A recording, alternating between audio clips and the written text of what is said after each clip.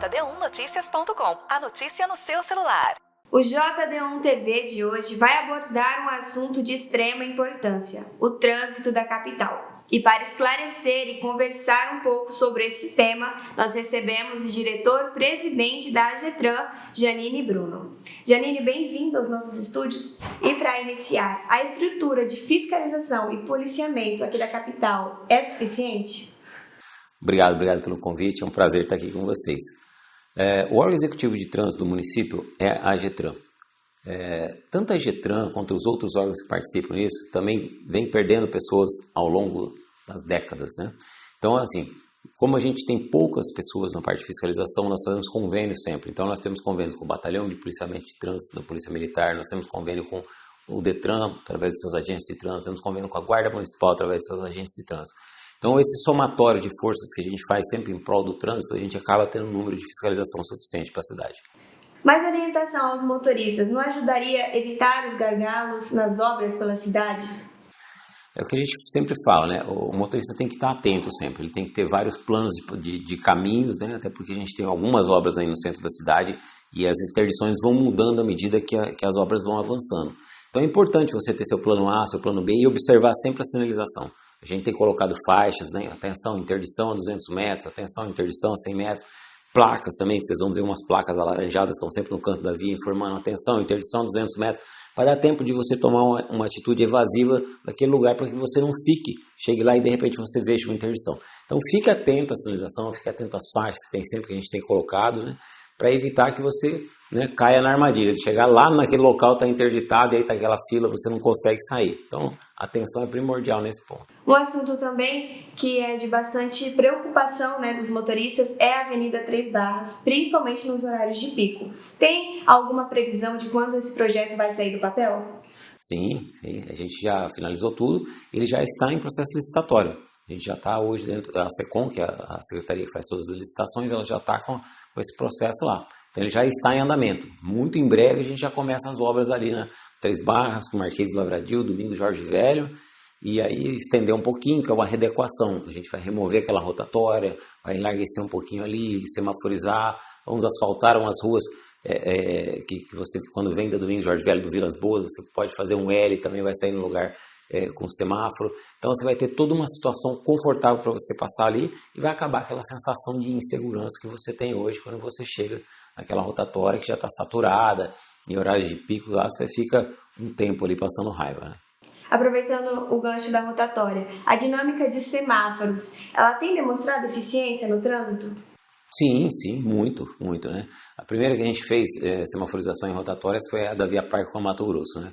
Quem passava por ali antes pode dar o testemunho até deles mesmo, né? Ficava aquelas filas de 1.000 metros de distância e sempre aquela briga, aquela disputa pelo espaço, aquele estresse com o motorista, o pedestre ficava inseguro de atravessar ali. A partir de agosto de 2017, foi quando a gente inaugurou ali, mudou toda a dinâmica, funciona tudo muito bem, né? Aqui em Campo Grande tinha aquela coisa engraçada, né? Todo mundo que passou pela AGETRAN vendia a ideia de que, puxa, só um viaduto resolveria o problema ali, só um viaduto resolveria o problema lá da rotatória do Refri, famosa, né? Mas a gente provou, através de serviços e planejamento muito sério, né? Que dava para fazer alguma coisa que não fosse um viaduto. Infinitamente mais barato, mais rápido e extremamente funcional. Hoje está resolvido esses dois gargalos, né, que a gente tem, que também a Joaquim Murtinho com o Ceará também, que era um problema sério, com a semaforização resolveu. E aí você tem que continuar observando, o trânsito é muito dinâmico, ele aumenta todos os dias, então você tem que observar até que ponto que ele vai. Claro que qualquer serviço que você faz, em determinado momento, pode ser que você tenha que fazer uma readequação e de repente partir para uma coisa maior. Mas nesse momento está suprindo tranquilamente. E há outros pontos previstos para receber essa implantação? Sim, o próximo agora já está licitando, conforme eu disse, é ali da Três Barras, com a Marquês de Lavradio, do Domingos Jorge Velho, aquele miolinho. Essa ali a gente vai fazer agora, já está sendo licitado. Já estou com o projeto do sistema viário também da Tamandaré com a Euler. Agora a gente está fazendo só o projeto da parte de infraestrutura, né? Pavimentação, drenagem, e orçando essa parte. E aí a gente deve mandar para licitação. Então são as duas próximas que devem acontecer. Uma já bem breve, a outra num prazo um pouquinho maior, mas eu acredito que ainda desse ano a gente consiga fazer as duas. Janine, o transtorno das filas duplas na porta de escola. Existe uma ação para conter os pais? A fiscalização tem ocorrido de uma maneira para evitar esses tipos de acontecimento? Isso é um problema comportamental e de educação, né? A falta de respeito dos pais na frente dos filhos, né? Que tipo de motorista ele vai gerar depois, né? Vai ensinando o filho dele a ter uma falta de educação, a não respeitar o espaço dos outros. Então, assim, a gente conta muito com os pais, né? Os pais, olha o tipo de educação que vocês estão dando para os seus filhos, parando em fila dupla, mandando ele descer no meio da rua. Então, assim, você respeite aquele espaço, né? A fiscalização está lá. Quando chega alguma notificação para algum pai de aluno ou mãe de aluno, eles ficam extremamente irritados. Poxa, indústria da multa, aquela velha conversa, mas na verdade você está desrespeitando não só seu filho, a escola, mas você está desrespeitando todos os outros motoristas e pedestres que estão passando por ali. Então, eu acho que cada um tem que fazer a sua parte. O trânsito não é feito só pela Getran, não é feito só pelo batalhão de trânsito, né? O trânsito é feito por todos nós. Se eu não fizer a minha parte, você não fizer a sua, não vai funcionar. Aí você tem que vir com a mão forte do Estado em cima e aí ninguém gosta. Mas tem horas que você tem que tomar as atitudes necessárias para que haja um respeito naquela situação. Afinal de contas, não é só você que tem interesse em estacionar ou passar por ali. Você tem toda uma coletividade que precisa daquele espaço. Janine, agora nós vamos para as perguntas, né, e algumas dúvidas que nós recebemos de internautas. E a primeira é da Evelyn. Ela pergunta: esse novo padrão de ponto de ônibus no meio da via está sendo bem aceito pelos motoristas e usuários do transporte? A primeira coisa que a gente tem que pensar, vamos pensar num contexto geral. A prioridade sempre é do transporte coletivo. A gente tem que entender todo o nosso trânsito, todo mundo precisa se deslocar para algum lugar e tem que haver alguns respeitos. O próprio Código de Trânsito traz que o maior tem que cuidar do menor. Então vamos imaginar uma pirâmide invertida, né? Quem é a prioridade no trânsito? Primeiro o pedestre, segundo o ciclista, em terceiro lugar o transporte coletivo. Em quarto lugar, veículos de carga, veículos comerciais como táxi, veículos de aplicativos como Uber, 99, etc. E em último lugar, o meu carro. O transporte individual, meu carro, seu carro, em último lugar. Ao contrário do que todo mundo pensa, meu carro em primeiro lugar, o ônibus está me atrapalhando. Não, o ônibus em primeiro lugar, o seu carro que está atrapalhando. Então, cada motorista tem que entender isso. No seu carro você vai uma pessoa somente, né?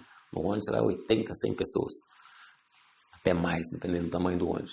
Então é importante, é um transporte de massa, ele tem que ser respeitado. Por isso que a gente está priorizando, né? Em grandes cidades como São Paulo, Rio, Curitiba, Belo Horizonte já fizeram isso há anos, nós estamos fazendo isso agora.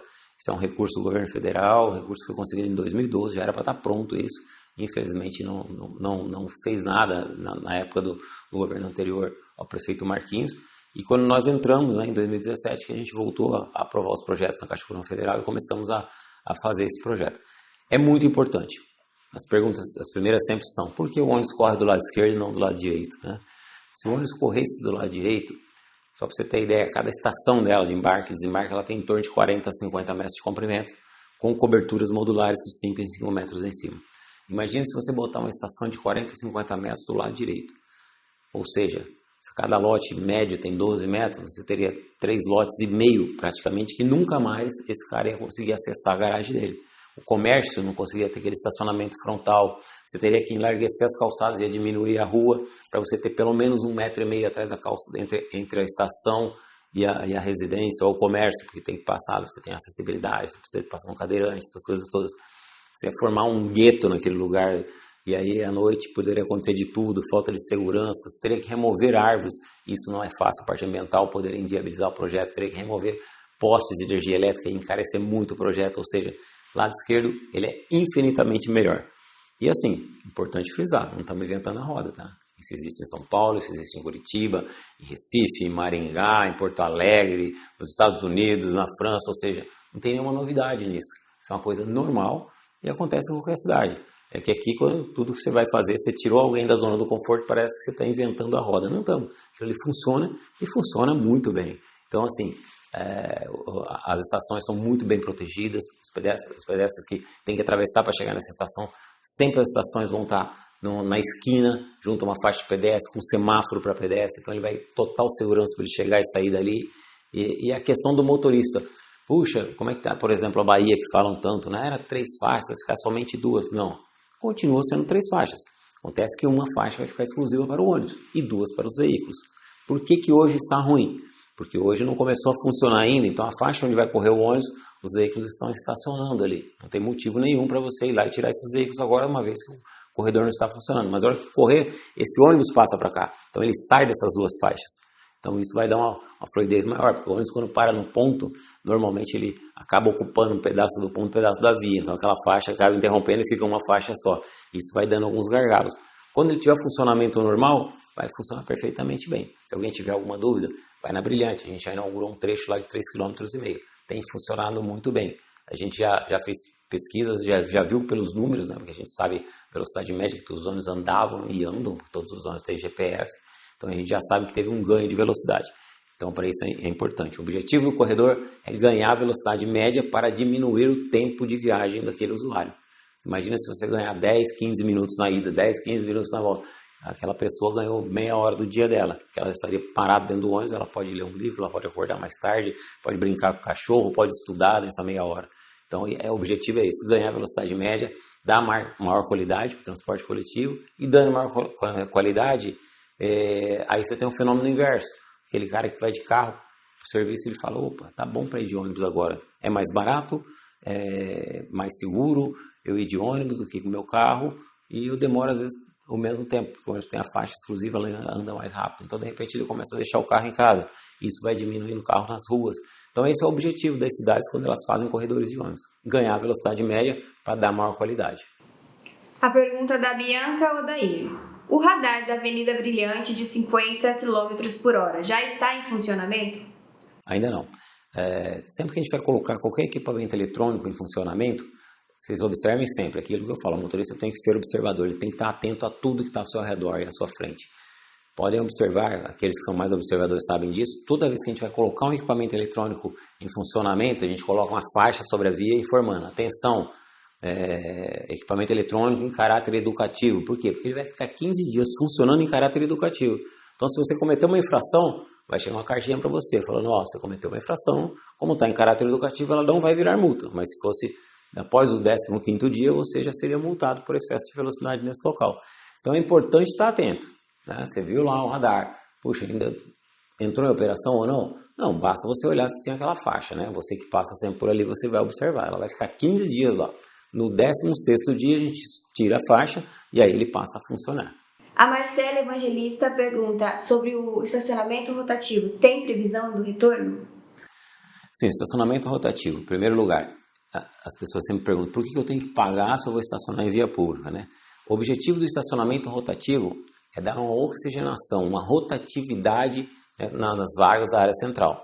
Quando você não tem esse estacionamento rotativo, o que acontece? As pessoas que chegam para trabalhar na área central, eles estacionam os seus carros ali, 7 horas da manhã, e só vai tirar o carro às 18 horas quando vai embora. Então, se você vai lá no centro fazer algum serviço, vai no cartório, vai no médico, vai num banco, vai no comércio, você tem a dificuldade de estacionar porque todas as vagas já estão ocupadas e vão ficar ocupadas o dia inteiro. Quando você tem essa rotatividade, aí não, só pode ficar 2 horas, então você vai, faz seu serviço, sai dali e outra pessoa vem e ocupa aquele lugar e você vai tendo esse ganho, essa oxigenação para a área central que é muito importante. Cada vez mais fica difícil o trânsito porque cada vez mais está carregado, né? Mais carros, todo ano mais carros, mais carros, mais carros.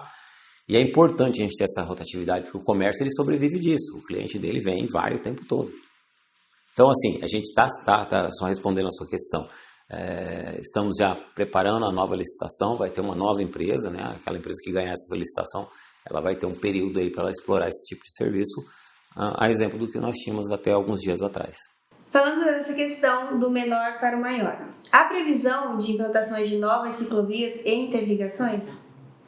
Sim, nós temos aqui no município de Campo Grande algo próximo de 90 quilômetros de ciclovias, ciclofaixas, e agora a gente vem ampliando isso. Já tivemos algumas ampliações de 2017 até 2021, agora a gente vai começar a fazer interligações dessas ciclovias, seja através de ciclofaixas, ciclovias ou rotas cicloviárias, além da implantação de mais quilometragem de ciclovia, que isso é muito importante. A gente vem percebendo, né, que teve um aumento de ciclistas na nossa cidade. Nossa cidade ela facilita o pedal, né, porque ela é muito plana, tem poucas subidas e descidas, então a gente tem a presença de muitos ciclistas. A gente observou que muita gente está mudando para esse modal, para começar a pedalar, para ir trabalhar e voltar.